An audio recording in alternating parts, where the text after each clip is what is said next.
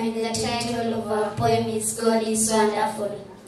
God, in His kindness, made us all His likeness, so that we can see His smartness and all His orderliness. God created all thoughtfulness, the sun to bring brightness, the stars to reduce the darkness, and plants and animals for cheerfulness. And we better stop our carelessness, or we'll end up in sadness, worse still suffer madness, if we don't observe tidiness. We are all grateful to all of you for listening our reciting poem.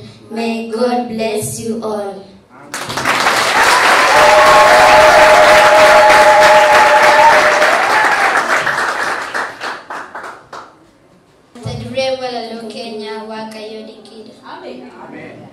Wakayo jalkaba wakafila faumi ukada jalabo ifajedewame ifatai jedena boda na bumi na mafonu fatus akabifaisat binesat agala akakomoisati wakayo mera akagaru maisat wakayo mera akagaru maisat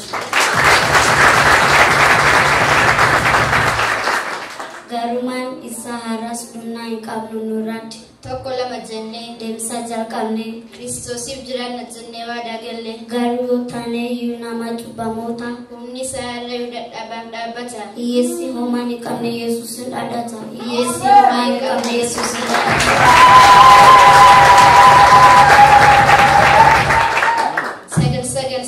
Sagal jene wamni wamudu wamiti kunoka kabane wamudu wamiti kunoka kabane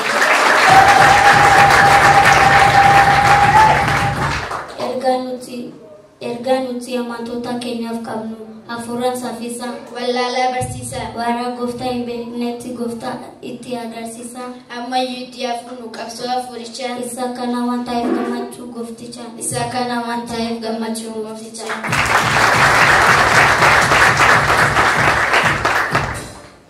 Kan kana diese ya da shifi mkoran wandra gefatani fgadatu